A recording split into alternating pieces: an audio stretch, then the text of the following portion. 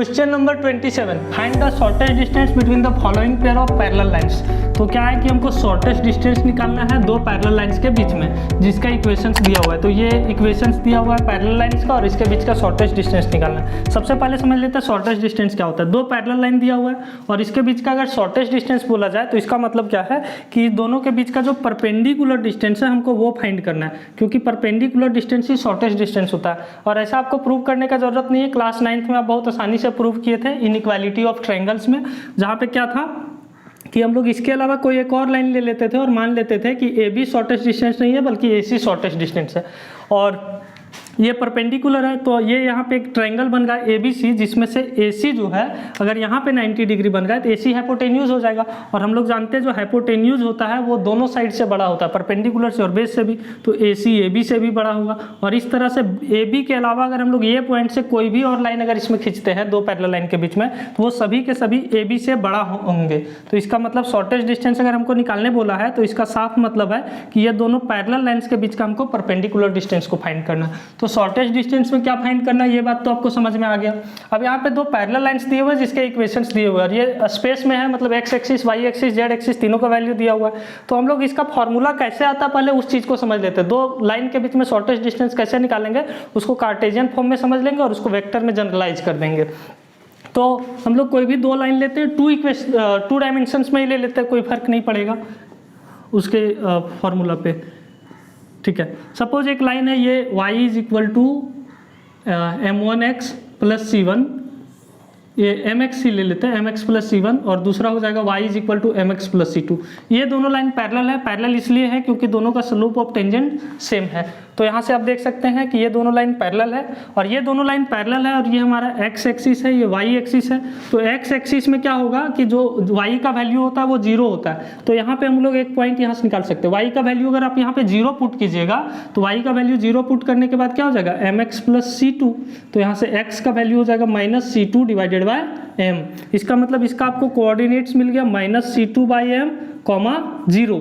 अब यहाँ पे क्या है कि आपको एक बात पता है, अगर दो पैरेलल लाइन दिए हुए हैं और यहाँ से अगर आपको एक कोई भी पॉइंट इसी लाइन पे दिया हुआ है तो दूसरे लाइन का परपेंडिकुलर डिस्टेंस निकालने के लिए हम लोग यहाँ से क्या करते थे, इस पॉइंट को इस पर सब्सटीट्यूट कर देते थे। मतलब ये जो कोऑर्डिनेट दिया हुआ है यहाँ से, तो हम लोग डिस्टेंस पॉइंट फार्मूला से जानते हैं कि इसका डिस्टेंस हम लोग कैसे निकालते थे। तो इसका डिस्टेंस जो होगा वो होगा रूट अंडर ये जो इक्वेशंस का लाइन है, ये इक्वेशन का लाइन क्या है, मतलब लाइन का इक्वेशन ये हो जाएगा mx minus Y plus c1 is equal to 0। तो ये हो जाएगा mx 1 minus y1 plus c1 divided by root under x1 के कोफिशिएंट का स्क्वायर प्लस y1 के कोफिशिएंट्स का स्क्वायर, यानी कि यहाँ पे हो जाएगा m स्क्वायर प्लस माइनस 1 का होल स्क्वायर। तो ये डिस्टेंस निकलता था डिस्टेंस।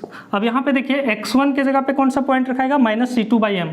तो ये हो जाएगा m into minus c2 divided by m minus y1 के जगह पे कितना हो जाएगा 0 और प्लस c1। तो ये पॉइंट को हम लोग इस लाइन पे डिस्टेंस निकालने के लिए ये फॉर्मूला हम लोग 11th में पढ़ चुके हैं, उसी को यूटिलाइज किए। डिवाइडेड बाय यहाँ पे हो जाएगा 1 प्लस m स्क्वायर और यहाँ पे देखिए ये m कैंसिल हो गया तो ये बचा c1 minus c2 mod of c1 minus c2 divided by root under n1 plus m square. तो ये हम लोगों का डिस्टेंस निकल जाएगा दो पैरेलल लाइन के बीच का। इसी को अगर वेक्टर फॉर्म में लिखेंगे तो इसका डिस्टेंस जो है वेक्टर फॉर्म में लिखेंगे तो ये हो जाएगा b into a2 minus b cross a2 minus a1 divided bye ये हो जाएगा मॉड ऑफ वेक्टर v। ये हो जाएगा डिस्टेंस फार्मूला जब हम लोग इसको कार्टेशियन प्रोडक्ट को हम लोग वेक्टर फॉर्म में बदल देंगे। तो अब यहाँ पे पहले देखना होगा कि वेक्टर v कौन सा है, a2 कौन सा है और a1 कौन सा है, उस चीज़ को समझेंगे। तो यहाँ पे जब हम लोग वेक्टर में क्या करते हैं कि दो पैरेलल लाइन के बीच का जब हम लोग डिस्टेंस निकालेंगे तो हम लोग इस फार्मूला को यूज़ करेंगे। चलिए देखते हैं इसको कैसे बनाएंगे हम लोग। इसको हम लोग इरेज कर लेते हैं, बस ये रिजल्ट ध्यान रखना है कि दो पैरेलल लाइन के बीच का डिस्टेंस यहाँ से निकालते हैं हम लोग। एक बात और ध्यान रखना है, जब दो पैरेलल लाइन नहीं रहते हैं तो वहाँ पे हम लोग अस्क्यू डिस्टेंस निकालते हैं। अस्क्यू डिस्टेंस कहने का मतलब ये हो गया कि स्पेस में कोई अगर दो लाइन है, हमारे पास दो लाइन है, कहने का मतलब ये है तो वो अगर पैरेलल नहीं है तो इसका कोई ज़रूरी नहीं है कि वो इंटरसेक्टिंग ही होंगे। सपोज ये दोनों लाइन है, ये दोनों पैरेलल नहीं है लेकिन ये ऐसे ऊपर मतलब नीचे ऊपर फैला हुआ और ये ऐसे ऊपर नीचे पूरा फैला हुआ, ये दोनों तो पैरेलल नहीं है लेकिन ये कभी भी मिलेंगे नहीं।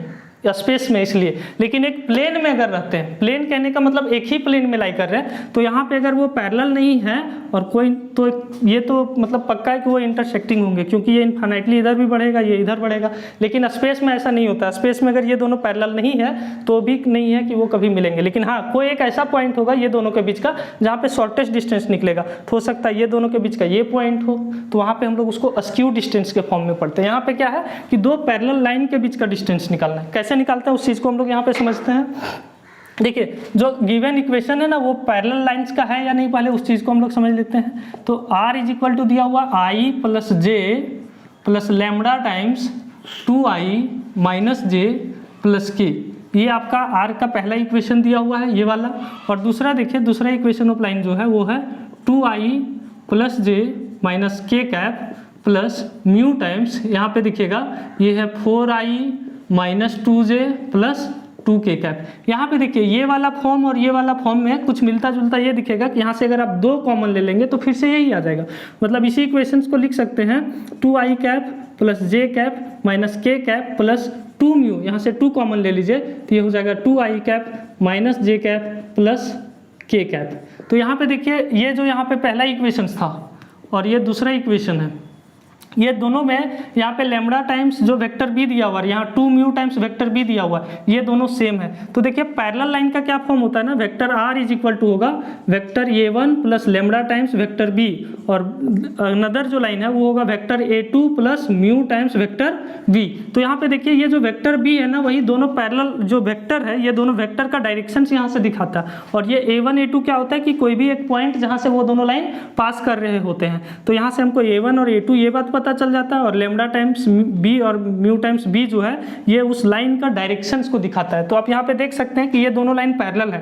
पैरेलल क्यों है? क्योंकि दोनों का जो है वो वेक्टर बी जो है वो क्या है, सेम है। इसका मतलब दोनों लाइन एक दूसरे से पैरेलल है। यहाँ पे देख सकते हैं कि ये वाला 2i माइनस जे प्लस के कैप है और यहाँ पे 2i माइनस जे प्लस के कैप है। इसका मतलब ये दोनों लाइन पैरेलल है।